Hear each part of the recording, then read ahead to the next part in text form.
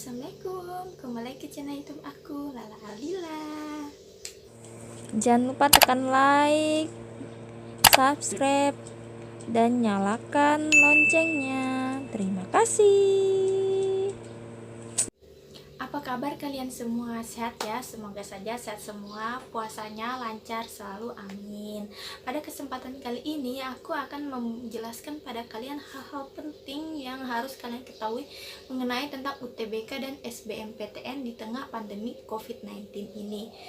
Sebenarnya banyak perubahan-perubahan yang terjadi di UTBK dan SBMPTN tahun 2020 saat ini ya. Kemarin saya juga sudah jelaskan di video saya sebelumnya, tapi hari ini saya juga mau jelaskan lagi hal-hal atau perubahan-perubahan yang penting kalian tahu mengenai UTBK dan SBMPTN. Ini wajib ya kalian tahu agar nanti kalian saat mendaftar UTBK dan SBMPTN tidak terjadi kekeliruan dan kalian bisa mengisi data-datanya dengan baik.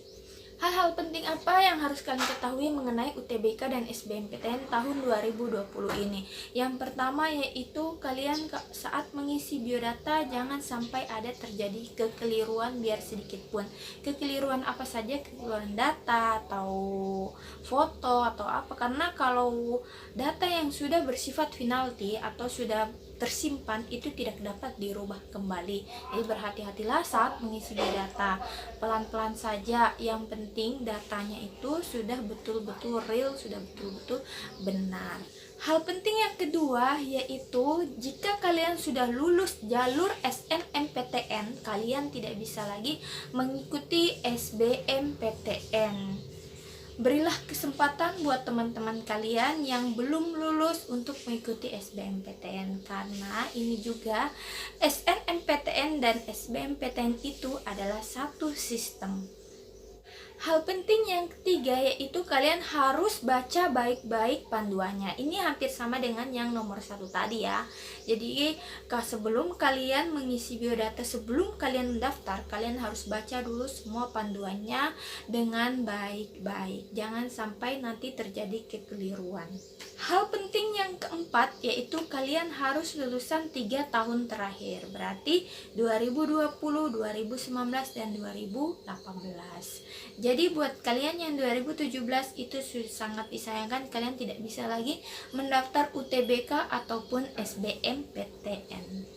Hal penting yang kelima yaitu kalian bebas memilih PTN di provinsi manapun. Terdapat 3 kategori untuk pemilihan PTN-nya. Yang pertama itu kalian bisa memilih 2 PTN dan 2 prodi. Misalnya PTN pertama yang kalian pilih yaitu Universitas Tadulako dan prodinya itu kedokteran.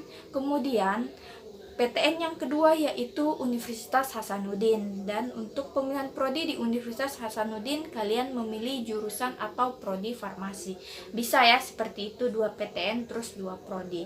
Kategori yang kedua yaitu kalian bisa memilih 2 PTN dan 1 prodi. Misalnya kalian memilih 2 PTN Universitas Tadulako dan Universitas Hasanuddin, dan kalian memilih 1 prodi saja yaitu dua-duanya kedokteran. Kemudian kategori yang ketiga kalian bisa memilih 2 prodi 1 PTN. Misalnya saja Universitas Tadulako saja PTN-nya 22, kemudian kalian memilih 2 jurusan di Universitas Tadulako, misalnya saja kedokteran dan farmasi. Hal penting yang keenam, ini sedikit mengecewakan ya buat kalian yang mau mendaftar UTBK dan SBMPTN. Karena kenapa? Ini berbeda dari tahun-tahun kemarin. Tahun-tahun kemarin itu terdapat 3 kelompok ujiannya, yaitu saintek, soshum, dan campuran. Nah, di tahun ini hanya terdapat 2 kelompok ujian saja, soshum dan saintek. Dan ada pesan juga nih buat kalian yang misalnya saat SMA kalian jurusan IPA, terus kalian mau ambil jurusan soshum, itu bisa. Dan untuk yang soshum dan bahasa, jika kalian ingin mengambil jurusan IPA, itu tingkat kegagalannya itu sangat tinggi, jadi sangat disayangkan ya. Jadi kalau saran dari saya, sebaiknya jurusan soshum dan bahasa itu kalian lebih baik memilih jurusan sesuai soshum dan bahasa saja ya. Perubahan yang terakhir yaitu untuk biaya UTBK-nya sendiri. Jadi biaya UTBK itu turun menjadi 175.000. Jadi buat kalian yang mendaftar UTBK dan SBMPTN, ingat ya, biaya UTBK itu hanya 175.000. Sebenarnya ini terdapat dua kategori juga ya. Jadi ada yang membayar, ada yang tidak. Untuk yang tidak membayar itu yang mendapatkan KIP kuliah. Jadi tidak hanya di SN, di SB juga ada namanya KIP kuliah. Jadi buat kalian yang lulus KIP kuliah saat mau mendaftar UTBK dan SBMPTN itu tidak dikenakan biaya.